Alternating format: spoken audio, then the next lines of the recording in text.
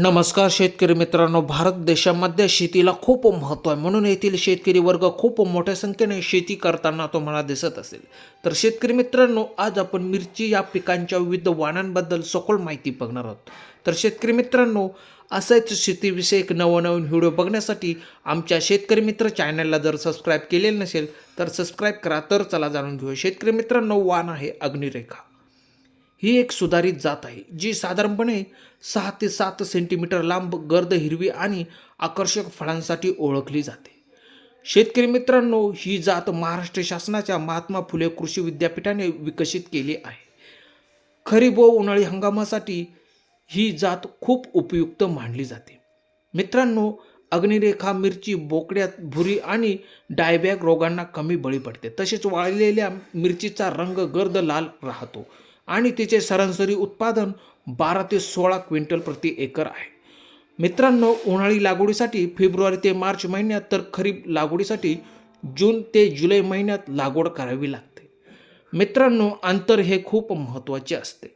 म्हणून ओळींमधील अंतर साधारणपणे 45 ते 60 सेंटीमीटर आणि दोन झाडांमधील अंतर 30 ते 45 सेंटीमीटर ठेवावे लागते, जेणेकरून सूर्यप्रकाश व्यवस्थित मिळेल आणि झाडांची योग्य रीतीने वाढ होईल. शेतकरी मित्रांनो, त्यानंतरची जात आहे नंदिता रोशनी. ही एक मिरचीची जात आहे जी महाराष्ट्रातील नंदुरबार जिल्ह्यासह विविध ठिकाणी पिकवली जाते. या मिरचीला चांगला तिखटपणा, टिकवण्याची क्षमता आणि वैशिष्ट्यपूर्ण रंग तसेच चव आहे, ज्यामुळे याला परराज्यातूनही मोठी मागणी आहे. इतर मिरचीच्या जातीप्रमाणेच नंदिता मिरचीला देखील शेतीत चांगली उत्पादन मिळवण्याची क्षमता आहे. शेतकरी मित्रांनो, लागवडीसाठी ओळींमधील अंतर 45 ते 60 सेंटीमीटर आणि दोन झाडांमधील अंतर 30 ते 45 सेंटीमीटर ठेवा. शेतकरी मित्रांनो, त्यानंतरचा वाण आहे ज्वाला. ही एक तिखट आणि हिरवी मिरची आहे जी लवकर पिकते आणि हिरव्या मिरचीसाठी उत्तम मानली जाते. याच्या फांद्या भरपूर येतात आणि फळे साधारणपणे 10 ते 12 सेंटीमीटर लांब असतात. या मिरचीची लागवड उन्हाळी हंगामात जानेवारी ते मार्च महिन्यात केली जाते आणि त्यासाठी पाण्याचा योग्य व्यवस्थापन आवश्यक असते.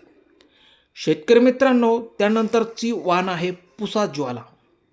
शेतकरी मित्रांनो, या मिरचीचे फळ लांब आणि बारीक असते, जे बोटासारखे दिसते. सुरुवातीला हिरवा रंग असतो आणि पिकल्यानंतर तो चमकदार लाल होतो. मित्रांनो, ही मिरची अत्यंत तिखट असते. ही जात थ्रिप्स, माइट्स आणि मोझाईक विषाणूंसारख्या रोगांवर प्रतिरोधक आहे.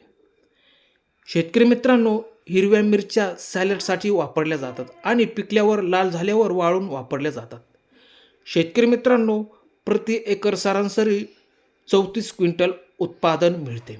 तर शेतकरी मित्रांनो, तुम्हाला दिलेली माहिती कशी वाटली? व्हिडिओ कसा वाटला? व्हिडिओ आवडल्यास चॅनलला जर सबस्क्राईब केलेलं नसेल तर चॅनलला सबस्क्राईब करा. धन्यवाद शेतकरी मित्रांनो.